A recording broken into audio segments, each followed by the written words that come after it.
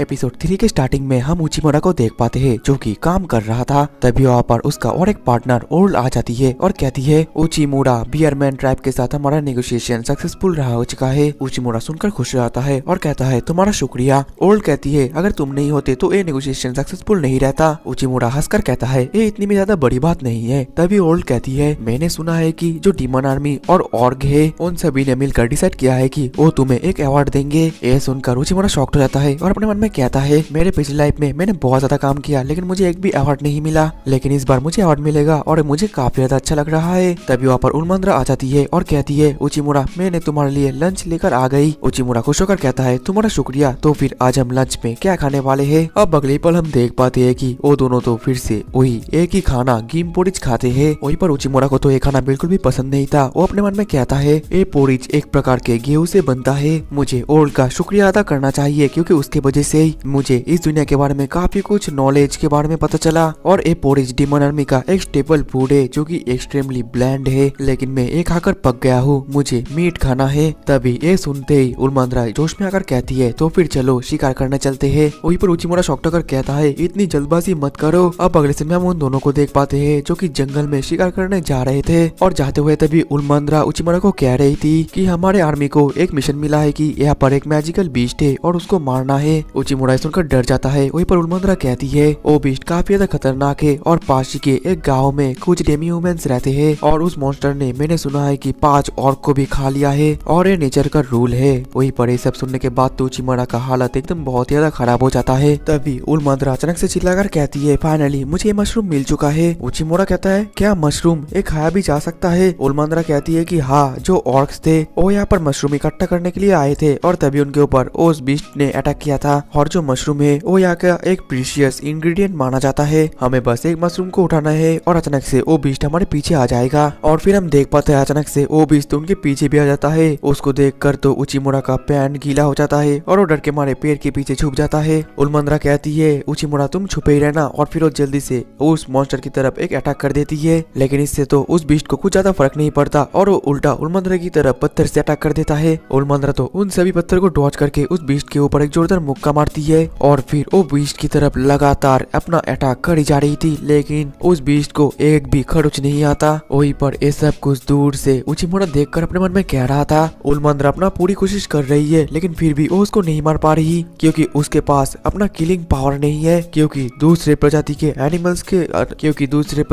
Animals की तुलनाएं इंसान ज्यादा फ्रेजाइल होते हैं। इस वजह से हमारे पास लो किलिंग एबिलिटी है, जिस दौरान हमें चाहिए कुछ सब्स्टिट्यूट जैसे कि स्वॉर्ड, एरोस, बंदूक, बॉम्ब वगैरह वगैरह। आखिरकार उलमंद्रा को ये पता है लेकिन फिर भी अपना हथियार क्यों नहीं लेकर आई। तभी जो उलमंद्रा थी वो भी कहती है लगता है मैं तुम ऐसे नहीं हरा पाऊंगी। और फिर हम देख पाते हैं वो तो अपने हाथ को ट्रांसफॉर्म कर देती है और तभी वो जो बीस्ट था वो तो पागलों की तरफ उलमंद्रा की तरफ अटैक कर देता है, लेकिन उलमंद्रा तो अपने एक ही हाथ से उस बीस्ट को अपने सींग से जगा लेती है और फिर उसके गले को मरोड़ कर उसको मार देती है। और ये देख कर तो जो उचिमुरा था वो बहुत ही ज्यादा शॉक्ड हो गया था। इसके बाद उलमंद्रा कहती है चलो खाना रेडी हो चुका है। उचिमुरा अपने मन में कहता है तुम्हें मुझे देखकर लगता है कि मेरे पेट में और भूख है। अब अगले सीन में वो दोनों उस बीस्ट को लेकर पास ही के डेमी ह्यूमंस के विलेज में आ जाते हैं और डेमी ह्यूमंस तो उलमंद्रा को थैंक यू कहते हैं। उलमंद्रा कहती है चलो इस मीट को शेयर करके सभी लोग एक साथ खाते हैं, लेकिन तभी उचिमुरा नोटिस करता है ये जो डेमी ह्यूमंस थे ये भी पिग के प्रजाति है और जो वो बीस्ट था वो भी पिग का प्रजाति है, मतलब कि आप लोग समझ जाओ। और फिर जो उलमंद्रा थी वो कुक करने वाली थी, जिस वजह से उचिमुरा काफी ज्यादा शॉक्ड हो गया था। उलमंद्रा कहती है मुझे अंडरस्टिमेट मत करो, मैं बिग फोर का एक मेंबर हूँ। उचिमुरा तो काफी ज्यादा खुश हो जाता है और कहता है आखिरकार तुम इसको कैसे कुक करने वाली हो? उलमंद्रा कहती है मैं इसको फायर से ग्रिल करूंगी। ये सुनकर तो उचिमुरा और भी ज्यादा खुश हो जाता है और अपने मन ही मन में कमाल की डिशेस के बारे में सोचने लगता है। लेकिन इसके अगले पल हम देख पाते हैं उलमंद्रा तो उस पीस को बस अपने फायर से जला देती है और कहती है पोर्क रेडी हो चुका है। उचिमुरा कहता है क्या तुम उसको ग्रिल कहते हो? उलमंद्रा कहती है ज्यादा शर्माओ मत और जल्दी से इसको खाओ। उचिमुरा जैसे उसका बाइट लेता है तो उसके मुंह से तो मानो बहुत ही ज्यादा बदबू आना शुरू हो जाता है और वो उल्टी करने वाला था। उलमंद्रा कहती है ठीक है, मुझे इतना भी ज्यादा बुरा मत कहो, मुझे बुरा लगता है। और फिर उचिमुरा को वहाँ पर एक चूल्हा दिखता है। वो कहता है क्या ये हम यूज कर सकते हैं? तभी हमें पता चलता है कि इसको यूज करने के लिए उसको पैसे देना पड़ेगा और ये काफी ज्यादा एक्सपेंसिव है।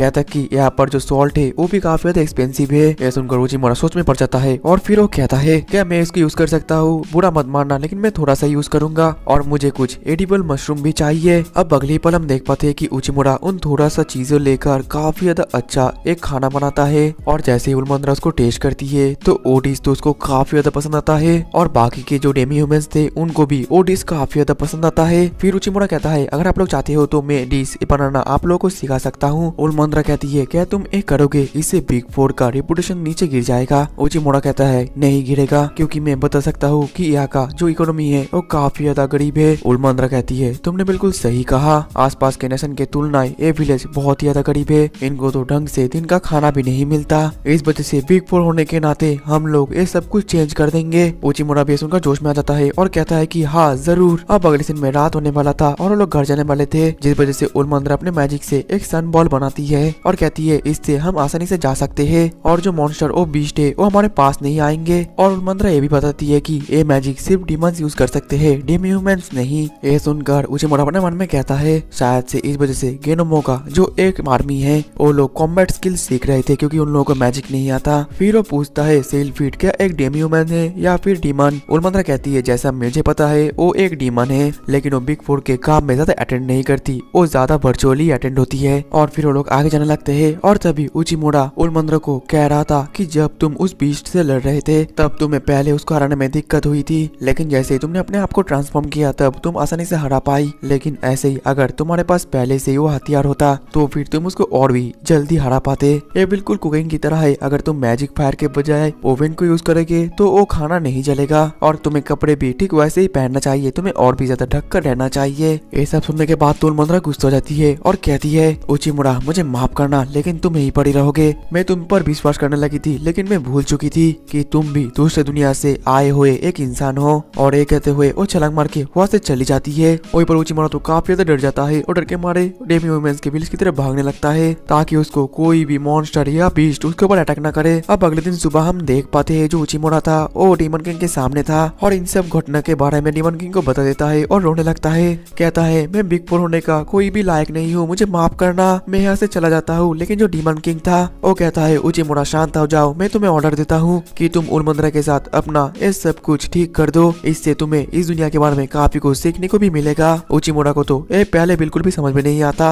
अब अगले सीन में वो इसी के बारे में सोच रहा था कि आखिरकार वो कैसे उलमंद्रा के साथ अपनी पुरानी दोस्ती वापस लाए। फिर वो रियलाइज करने लगता है कि आखिरकार उलमंद्रा उसकी किस बात पर गुस्सा हुई थी, जिसके बाद वो इस दुनिया के डीमंस और डेमी ह्यूमंस के बारे में और भी ज्यादा रिसर्च करने लगता है और तभी वो बुक निकाल कर पढ़ने लगता है और उसे पता चलता है जो डेमी ह्यूमंस है और डीमंस है वो बिल्कुल ही अलग है। डीमंस की बॉडी ज्यादातर मस्कुलर होती है जो कि ये उनके लिए एक ऑनर की बात है, इससे हम उनकी पावर और उनकी शोहरत के बारे में जान सकते हैं। जिस वजह से इस दुनिया के जो डीमंस है वो ज्यादा रिवीलिंग कपड़े पहनते हैं ताकि वो अपनी बॉडी ज्यादा दिखा सके। लेकिन पिछले रात उचिमुरा ने उलमंद्रा को और भी ज्यादा कपड़े पहन कर रखने के लिए कहा था, शायद इस वजह से उलमंद्रा उसके ऊपर गुस्सा हो गई थी और ये रियलाइज करने के बाद वो काफी ज्यादा घबरा जाता है और कहता है मुझे इस दुनिया के कल्चर के बारे में कुछ भी नहीं पता और मैंने वहाँ पर बकबक करते गया, ये सभी मेरी गलती है। और दूसरी तरफ हम ओल को देख पाती है जो कि काम कर रही थी, लेकिन तभी वो अपने साइड में उलमंद्रा को देखकर काफी ज्यादा शॉक्ड हो जाती है और कहती है क्या तुम इविल गॉड हो। उलमंद्रा तो ओल को देखकर पकड़कर उसको रोने लगती है और कहती है उचिमुरा मुझे पसंद नहीं करता, उसने मेरी तारीफ नहीं किया। ओल को कुछ भी समझ में नहीं आता। और अब अगले सीन में हम देख पाते हैं उलमंद्रा तो ओल को अपने उस पिछले रात की घटना के बारे में सब कुछ बता देती है, जो सुनकर ओल कहती है पिछले जितने भी वक्त मैंने उचिमुरा समा के साथ काम किया है तो मुझे पता चला उनके वैल्यूज और कल्चर हम लोगों से बहुत ज्यादा अलग है।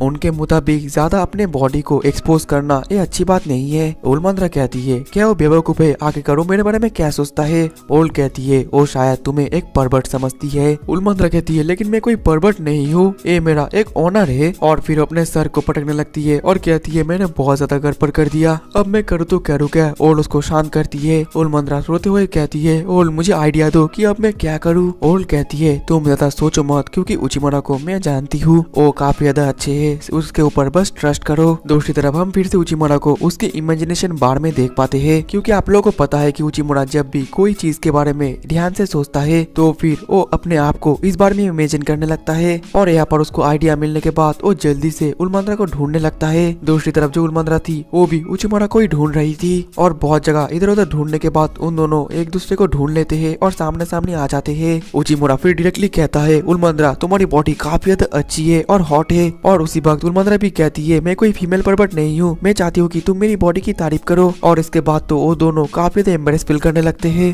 कि आखिरकार वो दोनों एक ही साथ एक ही बात कर रहे थे। उचिमुरा फिर माफी मांगता है और कहता है मुझे तुम्हारे बारे में कुछ भी नहीं पता था, मुझे माफ करना। उलमंद्रा कहती है तुमने मेरे बारे में जानने के लिए डीमंस के बारे में इंफॉर्मेशन निकाला, तुम तो काफी ज्यादा सीरियस हो गए थे, लेकिन मुझे भी माफ करना पिछले दिन तुम्हें और जंगल में अकेले छोड़ने के लिए। उचिमुरा कहता है तुमने वो बिल्कुल भी सही नहीं किया, मैं बहुत ज्यादा डर गया था। खैर छोड़ो, लेकिन हम दोनों ने अपनी गलती मान लिया और एक दूसरे को माफ भी कर दिया, हम दोनों एक बहुत ज्यादा अच्छे पार्टनर बन सकते हैं।